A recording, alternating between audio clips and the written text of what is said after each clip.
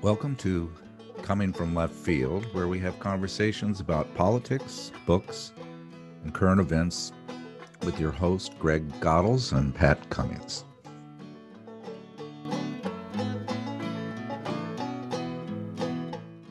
Kennedy, Reagan, Obama, and other politicians have referred to the USA as a city on the hill, a declaration of American exceptionalism, and a beacon of hope for the world. We are the pinnacle of democracy. Oh, really? What about our pattern of voter suppression, the lopsided influence of money in politics, our systematic lack of proportional representation, an electoral college system inconsistent with the popular vote, and a Democratic and Republican stranglehold on our elections that exclude all influence of third-party participation? Please don't kid yourself. We don't do democracy very well. Let's discuss. Well, warm greetings. We are meeting with Theresa Amato today. And Theresa, Greg and I read your book, just absolutely loved it. We'll talk a little bit about it in a second, but some background. You went to Harvard and then got a law degree from New York University Law School. And you have been active in political advocacy and worked on Ralph Nader's campaign back in the 2000s. And you wrote this book that we both just really enjoyed. It's called The Grand Illusion, The Myth of Voter Choice in the Two-Party System. And we were chatting a little bit before you got on. You could have written this book last month. It's so, even though it's a couple of years old, the concepts of the dysfunction in our political system are laid out very well, specifically related to this two-party issue. So glad to have you on our show. Thank you, Pat and Greg. It's good to be here. I did write the book to preserve history in many ways, but we see history repeating itself because not enough people work in between elections to fix the electoral system. So the book is absolutely still relevant today. Of course, I could have written another chapter, an epilogue to update it, but I haven't done that yet. But history is, unfortunately, as predicted, we have candidacies that are just getting worse and worse, and we don't have enough people participating in parties outside the two parties in order to have a vibrant democracy. And you got to hang out with Ralph Nader, who's one of my heroes. I don't know, Greg, have you met Ralph Nader before? I have not, but of course, I was active in the Green Party during those campaigns, and I supported him, and he did quite well. But I really admire his integrity. I think of people who have run, he's the cleanest politician we've probably seen in my lifetime. He's squeaky clean. And in '94, he's still out there. He's on Democracy Now! After the first Republican debate, making fun of Chris Christie complaining that Joe Biden is sleeping with a teacher, which is, showing you how crazy our politics are. So, but still has a voice. Oh yes, he has a radio show every week, an hour-long show at ralphnader.org. You can look it up, and he also writes a column weekly, and he's a voracious reader, and it was my great privilege to work with him for over 25 years, and still do in some ways. So yeah. I ran both of those campaigns as the national campaign manager in 2000 and 2004, and also served in a legal capacity as well. But I was not prepared for the kind of legal onslaught the campaigns faced. And right. I really got into detail on some of those in the book to give people a flavor of what it's like when the two parties, either one or the other, perceives you to be a threat and cause unpredictability in the election, what they will do to make sure that you don't get on the ballot and voters don't have a choice to vote for you. So we were talking a little bit before you got on before we started taping. We're kind of all have our roots in Chicago in a little bit, but you're in DC now. And tell me about your political advocacy. You were the founder of Citizen Works, Tell me a little bit about Citizens Works and what Sure. I was the mission. founder of the Citizen Advocacy Center. Ralph Center for- started Citizen Works, but I was the first executive director.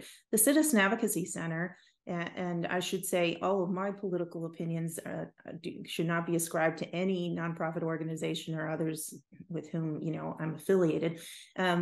The Citizen Advocacy Center, I started back in almost 30 years ago, come November, and we will be celebrating our 30th anniversary. And it's the center is a model of community lawyering, and it works in local communities in the western suburbs of Chicagoland, where I'm from. And public interest lawyers help people have a more effective voice in governance in local issues that come up. It's not a legal aid center. It's more on questions of public concern. So if somebody wants to know whether the tax increment financing district is appropriate, or how to get a stop sign put up at the end of the block, or should we really be giving tax breaks to the car dealerships, or some other kinds of issues, they can visit the Citizen Advocacy Center, and public interest lawyers will be able to usually be able to assist them in some way, especially with the democratic protocols, like the ability to get public information, the ability to get on the ballot, the ability to understand what's happening in, you know, various town halls or any unit of local government, which the center also tends to watchdog. So let's jump into your book. I guess there's the prominent theme of your book is how the two-party system has a stranglehold on our democracy and continually puts obstacles in front of any voice outside that two-party system. And you go through a wide variety of ways in which they do this: ballot access. Are we one of the only major democracies that just has no voice other than a two-party system? Is anybody as bad as we are with this part of our democracy? Well, of course, there's many contenders that are undemocratic, but we are the only ones with this particular system, and no one has really adopted it since. So we like to think in the United States that we're the beacon of democracy, and we are a great democratic experiment. But certain features of our electoral system don't translate and haven't been copied, even with countries that have become more recent democracies, say in the last 100 years. In particular, you can look at Europe, for example, and see how they have organized themselves. Nobody has adopted the U.S. system.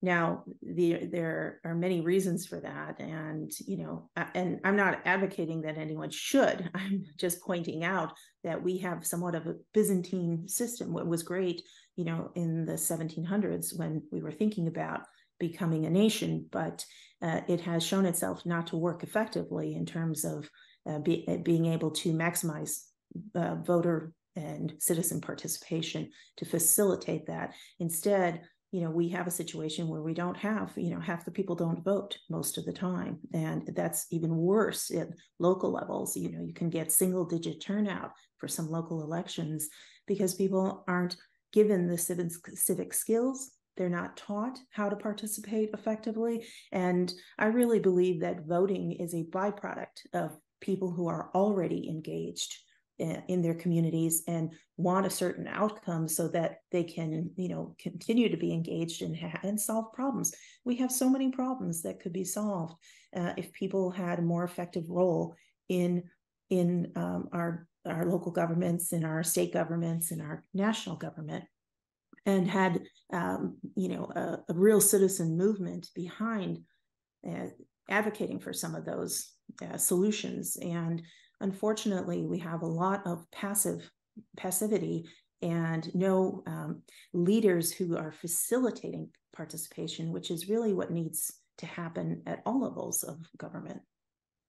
One thing I got from your book is we don't have a uniformed federal model for elections. It's given to the states. And depending upon the states, they do a pretty good job of kind of ensuring that the people in power are going to stay in power. One of this is trying to get somebody on the ballot in a state. And you went through in detail in your book of all the states with their different rules, and some people allowing write-in votes, some not. 40,000 signatures in Oklahoma to get on the ballot, and then they go, and those are valid signatures. There's a difference between a signature and what is deemed a valid signature. Tell me a little bit about whether or not that is getting worse as states are showing more gerrymandering and power, or is it just the way it's always been? I don't know. What's your thought? Is the trajectory going in the right way? Well, no, or certainly not at the speed that it should be going. The ballot access system, I think a lot of people don't recognize that there are 50 separate state laws in the District of Columbia. And each state, of course, has their own legislature that has created their ballot access law. And that legislature is generally made up of who? Members of the two parties. And members of the two parties are not exactly interested in increasing competition for their own position in power. And so I equate this 50 state plus the District of Columbia ballot access scheme, the aggregate rules that you have to follow are really nothing short of a hazing process to remove political competition and to prevent other ideas in the national discourse or the local discourse. And the idea that the states are controlling each one a separate different set of laws that affects federal elections makes it extraordinarily difficult.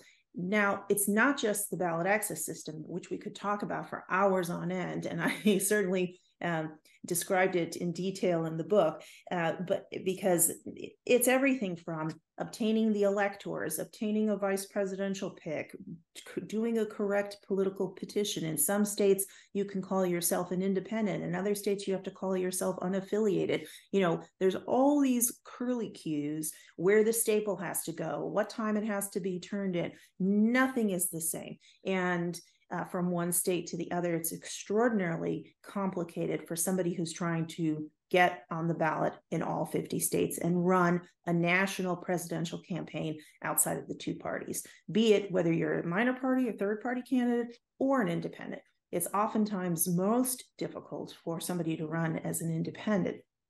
In addition to the ballot access situation, you also have the partisan administration of government, and whoever is in charge, be it of the election board or the attorney general's office or the board of the state board of elections, oftentimes they're partisans. They're the chairperson of one of the two parties' campaigns in that state, which is incredible. And people don't believe that it has that the partisanship of the administration of elections, it can affect how a candidate may or may not get on the ballot.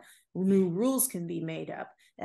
Different procedures can be instituted, and you see champions for one of the two major parties, and it's often to make it more difficult for a third party or a independent candidate.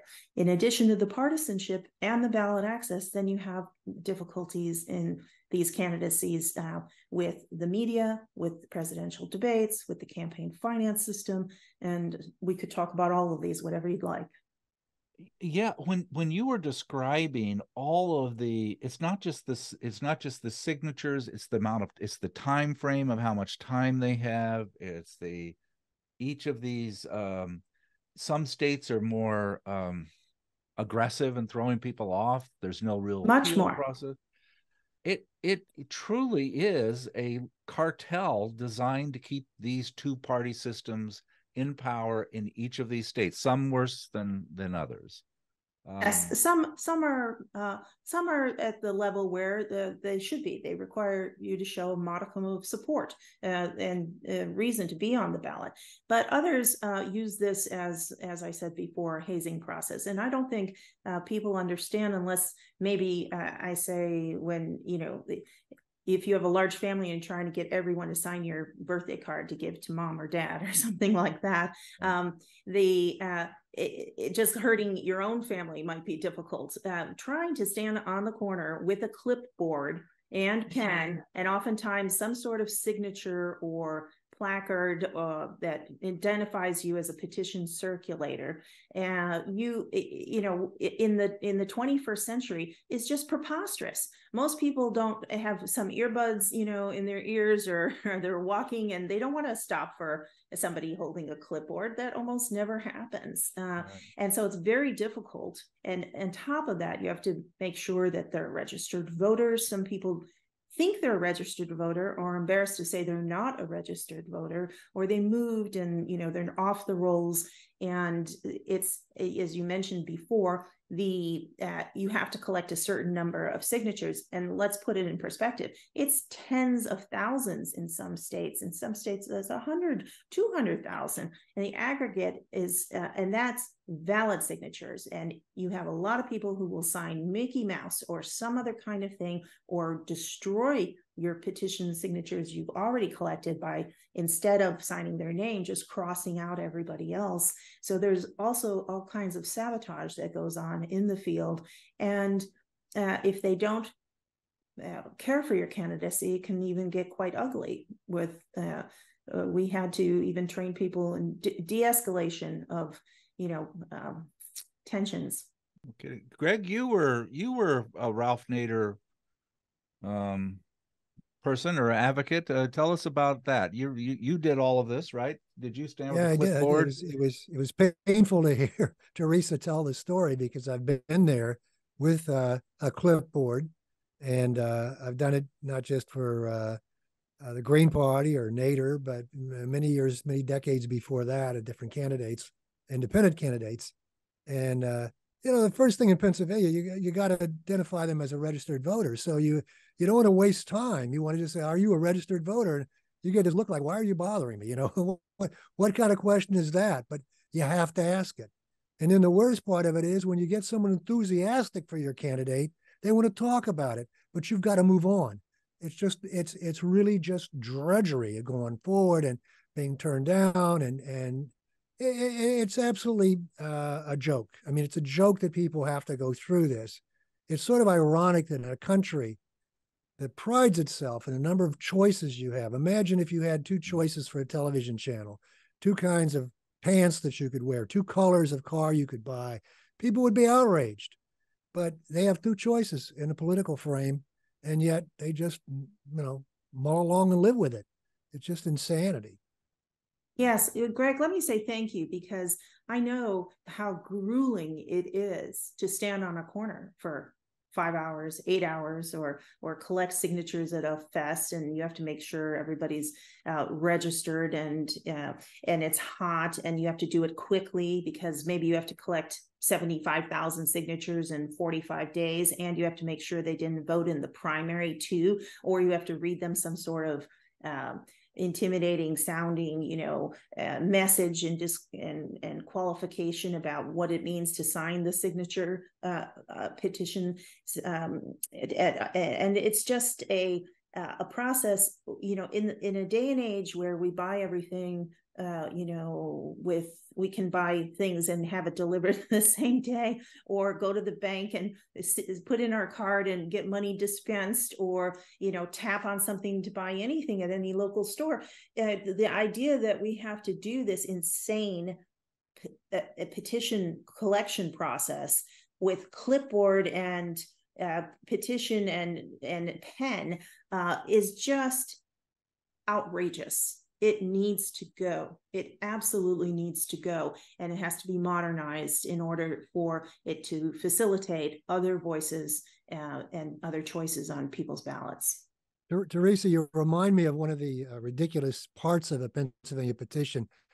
they'll have a space which is about half an inch wide, and it'll ask you to put the name of your city, and you have to print it out. You can't put an abbreviation, and there's no room for it. I mean, this is calculated. This is not an accident. Absolutely. You look at it and you see a little bigger box for the zip code, and you don't have enough room to put all the information that you must have on there. And so you've got to school the person you approach with getting it exactly right, because otherwise it'll be scratched. That's It'll be absolutely true. I'm glad you brought that up, Greg, because these are the requirements the state imposes on the candidacy in order to be able to get on the ballot. And they're so ridiculous, so much minutia. And people can challenge those signatures, even if you collect them and collect all the information in the small boxes and whatnot. If you signed it the wrong way, if, in other words, you registered as Timothy Smith, and you wrote Tim Smith instead, or they can say, well, gee, your signature doesn't quite look like what you signed back when you were 18 and registered to vote. Oh, sorry, you're 50 now and your signature has changed a little bit. We don't think that's valid, and so they can cross it out for that. I mean, and then tens of people have to sit there at the ballot scrutiny stage. Sometimes, for example, in Pennsylvania, a court goes through all of those, and you can imagine how thrilled the judge is to have to listen to all this minutia. And we had to appear in 10 different courtrooms in Pennsylvania just to protect the signatures. And so the difficulty that goes into it for people who say that, oh, these candidates are running for vanity or whatever, they have no idea the amount of effort that has to go to get these candidates on the ballot in state after state. We had Norm Finkelstein on a couple months ago, and we've been following him carefully, and he's a huge fan of Cornel West, and describes him as just having an intellect that is far superior to his, which is hard to believe because Norm Finkelstein is a very smart man, and just how right on the money he is with politics and with his writing, with his history. I love Cornel West. I've read some of his stuff. He's just a wonderful person. What happens if I vote for Cornel West? It's essentially not voting for any, it's essentially taking my vote out. I might as well not vote. We now have this system where maybe I can vote in Washington State because I'm not a swing state, but if I'm in Pennsylvania, it's going to be a horrible decision to vote for him. We get to a point where even voting for a third party candidate is essentially a problem based on how we do the winner take all system. I'm not being very articulate with this, but what are your thoughts about that? Well, I believe that every candidate needs to earn their votes, and I believe people should be able to vote for a candidate and not necessarily the lesser of two evils in terms of their choices. And so therefore, by offering more candidacies on the ballot, we expand the franchise. We expand the ability for people to vote for who they want to represent them at any level of at any level of government. And so I too have met Dr. Cornel West. He was a big supporter in 2000 for the Ralph Nader, Winona LaDuke campaign. And he was running on the Green Party line, but has decided to run as an independent. And so I hope he gets on the ballot in as many states as possible, because I know what difficulties face both him and Robert F. Kennedy Jr., for that matter. Yeah, I voted. I think I can't remember when I voted for someone in the two major parties. I mean, I resent when Democrats tell me you wasted your vote, or you're not saying anything. It's lost. I don't see it as lost at all. I see that as the necessary condition for moving beyond where we are, And so I will happily vote for West. I don't know who I'd vote for if he doesn't get on the ballot, but I'll vote for somebody outside the two-party system. And I proudly do it because I think it's an insult to me, a personal insult to me, to impose that on me. You know how people get indignant because you're supposed to buy this product or you're supposed to do this and you want to do what you want to do. Well, I want to do what I want to do, and I want to do it in the political realm just as I do everywhere else. I don't want to be told that I'm wasting my vote. I resent it. All right. Well, I agree. I agree completely with that. And the problem, as Pat pointed out, is that we have the first past the post system, the winner take all system, that even if 49% of the people in a state want a particular candidate and 50%, 51% want someone else, all the votes go to the majority winner. And that problem needs to be fixed. And we have to, I believe, come up with a system of proportional representation so that we don't box ourselves into being red states or blue states, where the landscape is that these elections have less and less choice on the ballot. You have one party rule in many states because people don't even want to run, or they don't train to run on any other party ticket, the other major party or minor or third party candidacy candidate lines. And so it's incredibly important to facilitate public participation in other parties and to include people, because they keep becoming more and more disgusted with showing up to vote and never having their vote end up with a winning candidate or their considerations reflected by the people who represent their state. And we have to work on that system. It's not going to change itself. But if more and more people say, oh, I just want to vote for the winner, or I'm throwing away my vote, or I don't want to be a spoiler, then the system will never change. You have to have people out there exercising their right to vote for who they want to vote for.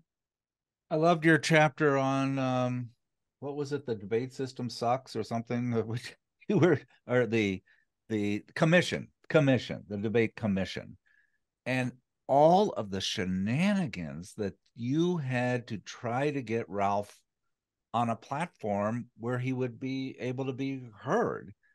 And the dirty tricks and the lawsuits. Tell us about the MasterCard problem you had with Ralph and one of your commercials, and how, as you were trying to get more publicity for him to get him access to the debate stage. Tell about that. I didn't know about that problem.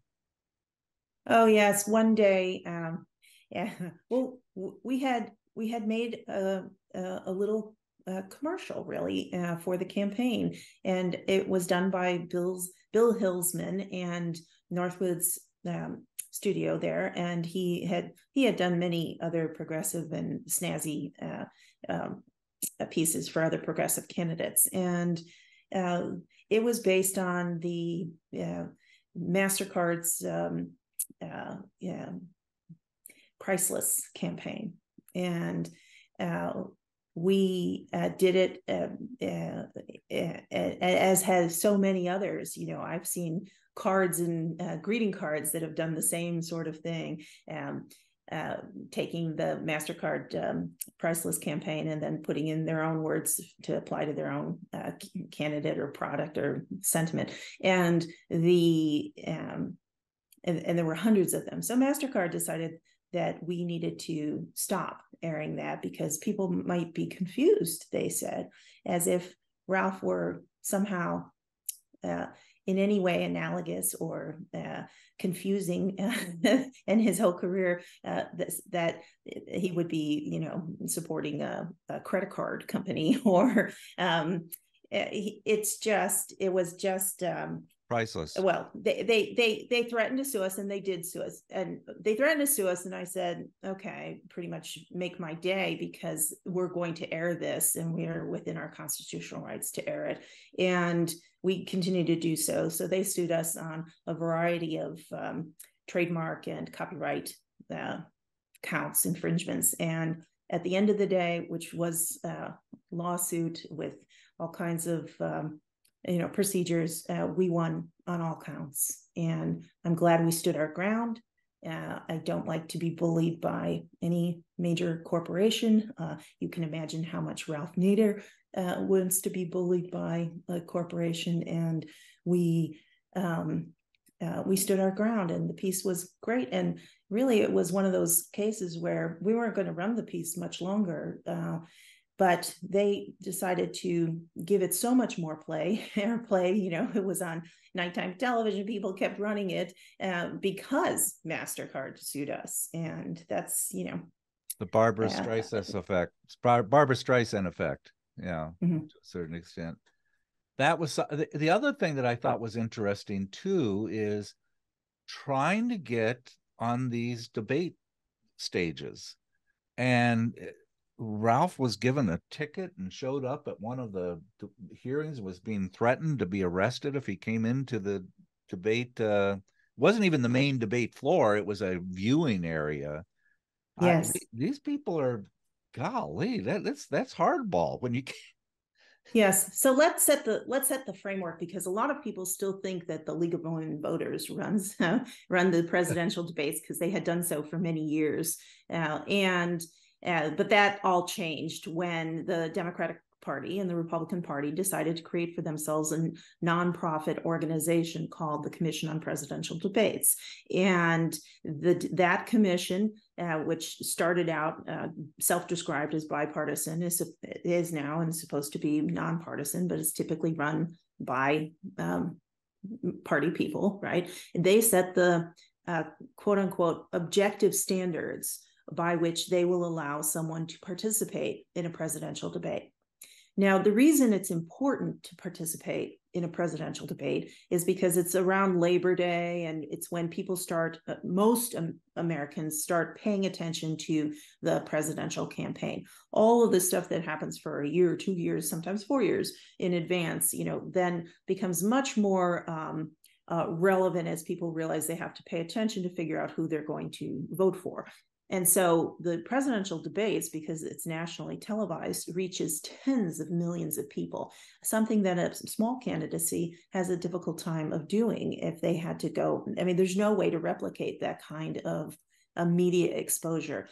And the criteria that the debate commission sets is one that requires you to have 15% average in 5 or more polls that they determine what those polls are, that you're electorally viable, that that you've done this or that, and they set those provisions, and they're so high that no one qualifies for them outside of the two parties. They made the mistake once of letting Ross Perot qualify, and they made sure they never did allow that to happen again. And in our case in 2000, it was not only Ralph, but also Pat Buchanan, who people wanted to see by a majority, in polls. They wanted to see Pat Buchanan and Ralph Nader on the debate stage. And there are all kinds of ways to set up debates. We don't have to set it up with the presumption that there will only be 2 people that are presentable as candidates to the American public. You could set up debates like they do for primaries. You can winnow, so maybe you give everybody a chance to be on the first presidential debate, and then say, okay, the next time we're only going to go with the top 4 or 3 or 2. You don't have to set it up so that it totally excludes, because the ability to reach people through the debates can change an election. Look at Jesse Ventura and what happened for him in Minnesota when he was able to reach so many people through the gubernatorial debates. He ended up winning. I thought the League of Women Voters were involved with it. They haven't been for years, but now it's almost a Saturday Night Live skit when you hear people, that one last debate, the Republicans, with them talking over each other for a good 60 seconds with no one being able to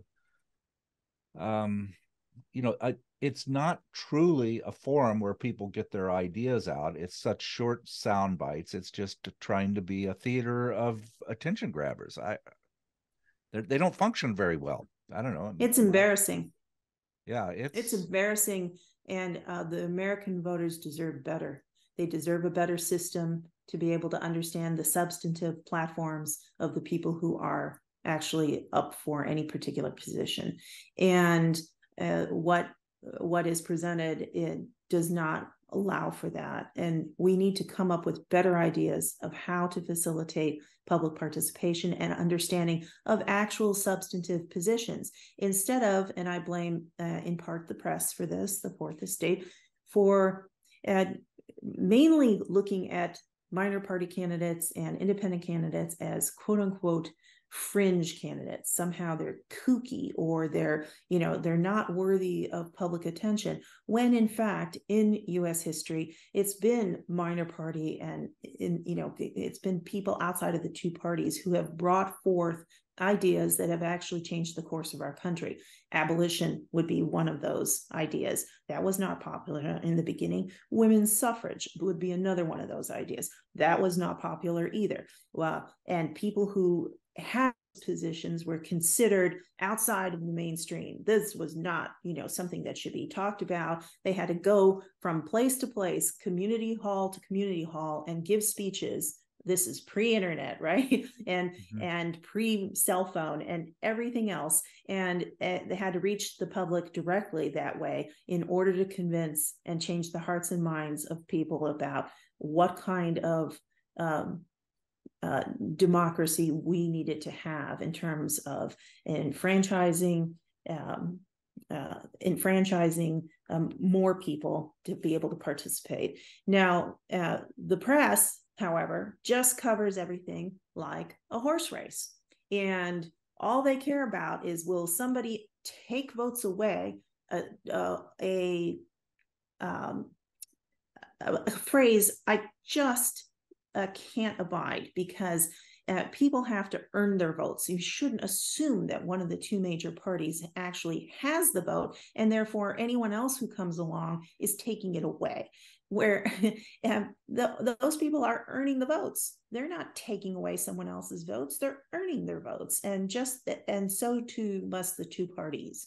And so press that talks about, quote, spoilers of an already spoiled electoral process that's not enhancing public participation, and uses that kind of word. I just find it like another form of bigotry, practically, or political apartheid in how the press treats these candidacies. And, people who have read history and know the effect, for example, of Debs running and on worker Debs. rights, and why you have the rights you have today. In large part, these ideas are offered up, and one of the two major parties adopts them, and then they become law, and we are a better country in most respects for that kind of discourse that has opened people's minds to how to better run and be a more perfect union. And then we almost got that with Bernie, didn't we? Until he just got crushed by his own party. Well, yeah, and Pat, you reflect on that. It's not just the externalities that Theresa has explained so well. The fact that the third party or new ideas can't get inside of our electoral system. It's within our electoral system that it's equally bankrupt. So someone like Bernie is iced. I mean, he didn't have a chance. I mean, who are we kidding? I mean, he ran up some numbers, and South Carolina comes along, and suddenly they announce that he's losing. And he is. Right. Or and why is that? Well, the answer, of course, is manyfold, but primarily money. I mean, That's why I think really we are past a point where we can really change this. We don't have a shortage of good ideas. We have great ideas about how to reform it. You can find them in the book, Grand Illusion. Laniganier was someone who developed a bunch of very original, creative ideas about electoral system. So we've got the genius there. We don't have the means. And we don't have the means because of money and technology. The technology today, I mean, I loved hearing about Debs. I mean, I've admired Debs so much. I also know the history of the 30s and the impact of, but this was retail politics in the old days, where you knocked on doors, where you went on a bandstand, or you went wherever people would hear you and talk. Today it's television, it's cable, it's advertising. And what drives that? Money. So I think the answer has to be found ultimately. These are all necessary conditions of having a democracy, because I don't think we have one, but they're not sufficient conditions, and they only become sufficient when we find a way of attacking power and money. So I don't know. Those are my thoughts. Theresa, your thoughts? Yes, well, well put, Greg. And what, the public owns the airwaves. Most people don't understand that the airwaves are part of the public commons and they are regulated, but we have the capacity as a people to go say, we want different regulations. We want regulations that gives free airtime to candidates. We want regulation that will help build other parties and help expose the ideas of other people. You may not like those ideas. I don't like all of those the ideas I hear. I like many of the ideas I hear, but it's about whether or not you have a system that will facilitate at least the exposure of those ideas, that where you can have innovation, you can have rejuvenation of your political parties. But you can't do that in a closed system that is not opened up, restructured to facilitate other people's participation. Now, you talked about money. Of course, money is at the root of politics, and a lot of people who are elected have to spend many parts of their days making phone calls, raising money, because the cost of campaigns has become so prohibitive that it has kept many good people from running, and they can't find the way to run. There's no system built that will support small starts and small parties like some other countries do. They say, if you get this amount of money, or this amount of votes, we will help fund the creation of your party. And they do that through the government, so there are ways around it. There are ways to reform the campaign finance system. Somebody, I've said this before, has to go through the Federal Election Commission's rules and regulations, because first of all, they're not written with a third party or independent candidacy in mind, and they're over-inclusive, they're under-inclusive. There's all kinds of problems there, and often the people administrating them don't know the answer because they never thought about it in the context of a third party or an independent candidate. Then there was something else you touched on, Greg, that I wanted to go back to, which was, let me see, you were talking about, in addition to money, the technology. Well, yes, technology, the technology. Politics. Yes, we have so much technology. There's no reason why we can't make it easier for candidates. You could do the ballot access through online petitioning. You could do campaigns through. You could have candidates being able to talk just as if they were in the presidential campaigns through a series. I mean, we just need to put a little creativity in here into how to facilitate that kind of participation. But there is no will to do so, and that is the problem, because the two parties control the system, both the electoral process, both at the at the state level and at the federal level, and they're not interested in having other voices that can somehow create unpredictability for their strategies of how they're going to go about getting reelected or electing a majority for their particular major party. The other point you made, Greg, is that even within the two parties, for example, Bernie, or you could take, for example, John McCain on the Republican side, if the Republican Party or the Democratic Party has decided this is our front runner, Hillary Clinton, George W. Bush, whatever campaign election cycle you're thinking about, they stack their internal procedures to favor their favored candidate. And it's very difficult for the disfavored candidate to be able to overcome those kinds of presumptions against them. And that is a shame too, because even within the two parties, you don't get the kind of percolation, et cetera. Now, I think Dennis Kucinich and others who have now decided that they're going to Dennis Kucinich. Let's start with Dennis Kucinich and Bernie. They had platforms that maybe I would agree with several of their positions, et cetera. But once the Democratic primaries are over, their voice is not heard all the way to the general election. And so you get a Super Tuesday nominee, or you've decided early who the nominee for the Democratic or Republican Party is going to be. Those other voices within those parties don't get to they're not in play. They're not heard. And so the problem with many of the people who run in the parties is they're never willing then to go outside the party so that they make sure their voice and their platform is heard all the way to election day. That's why it's so important for minor parties and independents to carry some of those ideas and to be able to participate in the process all the way through the general election. And you had good suggestions, your conclusions that ranked voting, better control the federal government standardizing some of these processes, having better ballot access. I don't know. That was now since Ralph ran, we've got Citizens United, which has just supercharged this situation. How depressed are you that you're ever going to see some of these reforms, your common sense, way out of this? I don't know. I'm frustrated. Are you?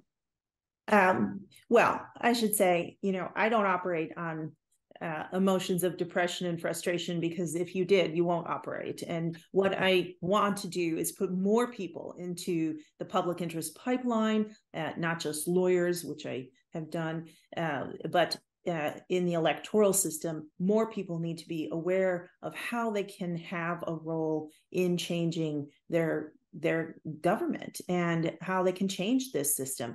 And it's going to take breaking some eggs. It's going to take being outside of the two major parties in the way we've always done it. If you don't like how things are now, then stop doing things the way we have always done it and start to look for solutions. Pick your injustice. I mean, there are so many that need people to work on these particular problems, and not just when it's a presidential campaign when people are thinking about it, but all the time, year round. This has to become a vocation for the American public to participate in creating a better system where we want to participate and don't have half of us not even thinking about participating in many ways because they've concluded that in their state, their voice has no chance of being heard or represented in the government. And that's a situation that I find intolerable.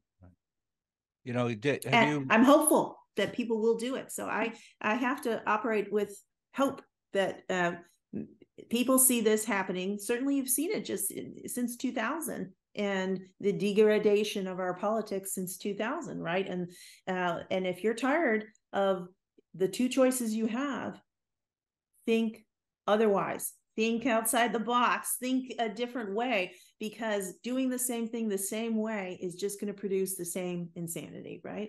We have to have a better system, and we have to have people working on it.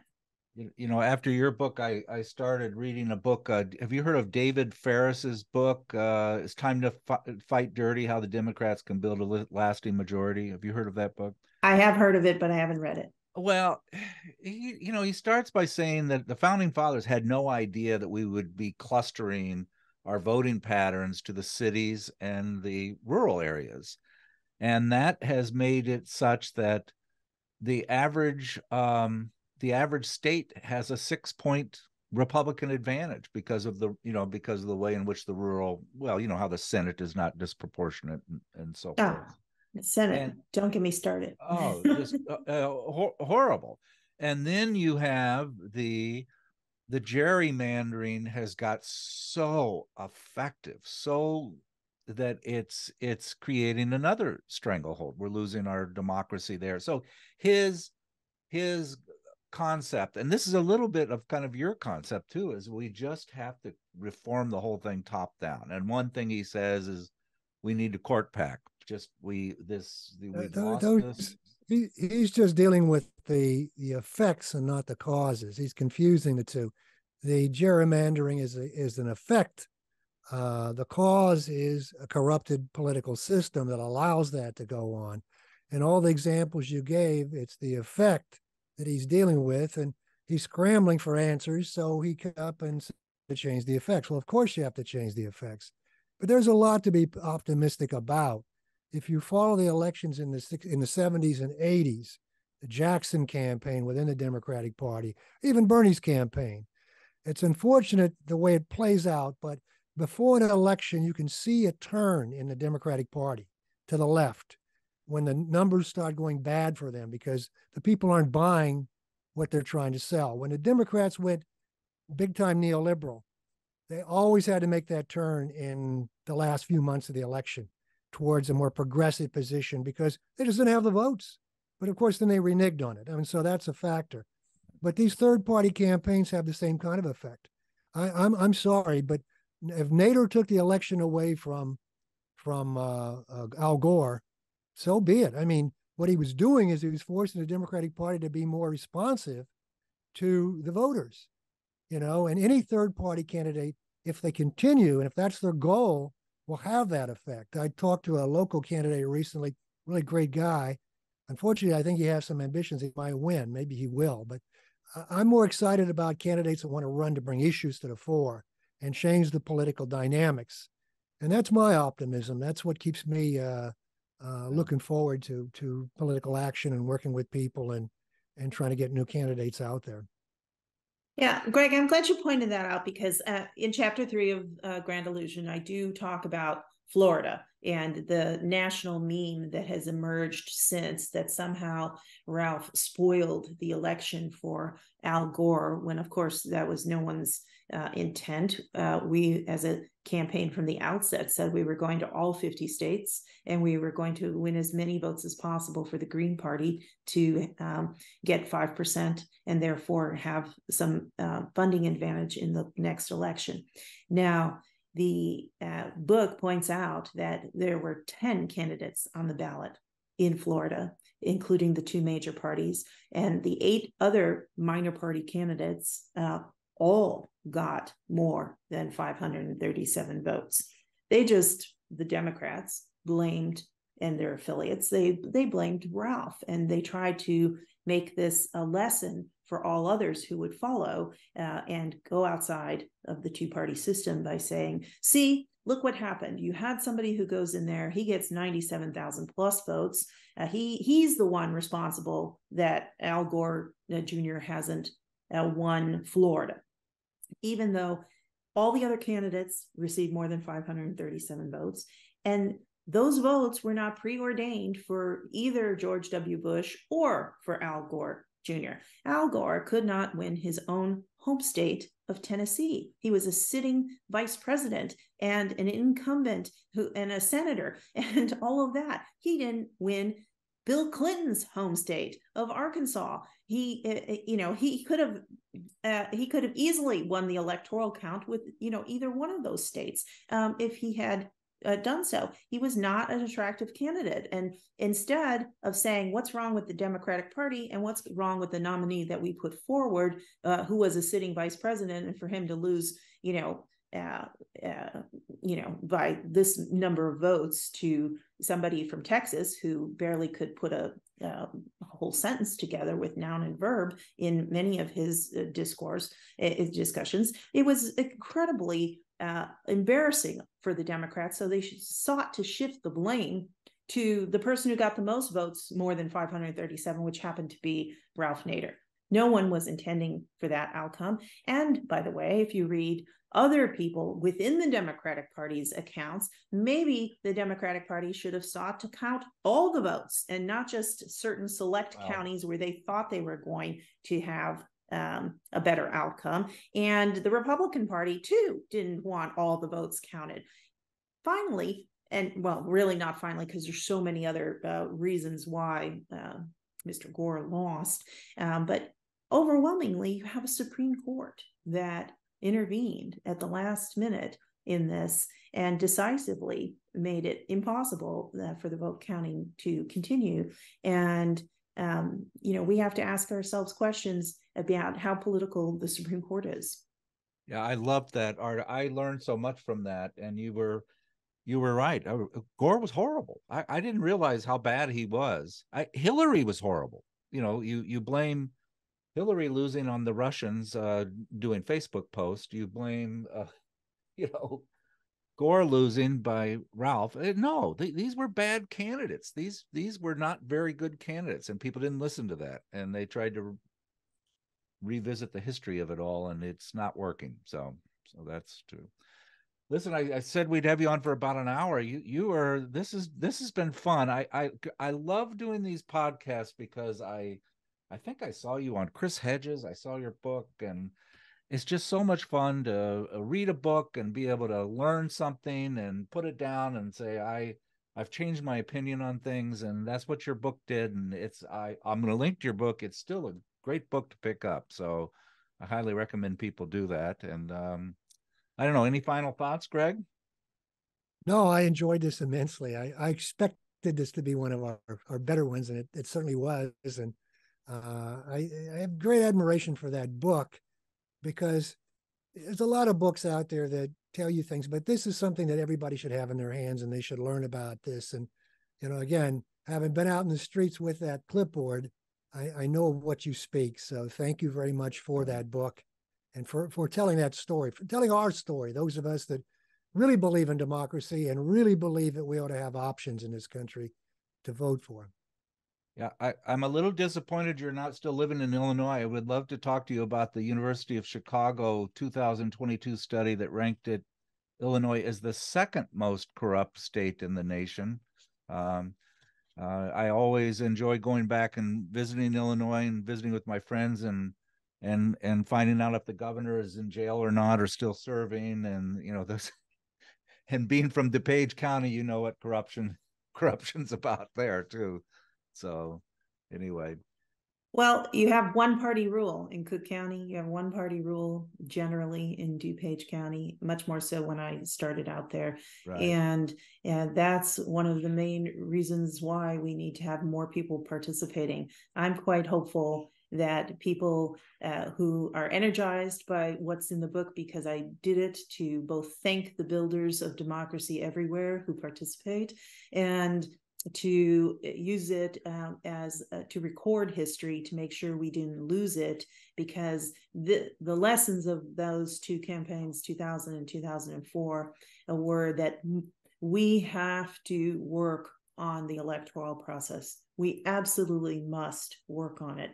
There are, of course, competing concerns of what we need to work on, but pick an injustice, go after it, try to help change people's minds or get them involved, because that is the only way things ever do change in our country. It's from individuals. We don't, as Tocqueville nicely recorded in his work about the United States, we are not a people who wait for government to change things for us. We have to pick up the baton and go make sure that we change things to work to our advantage, the advantage of all. Good. Thank you so much, Theresa. This has just been really, really fun. Thank you for having me, Pat, Thank you. Greg. Thank you.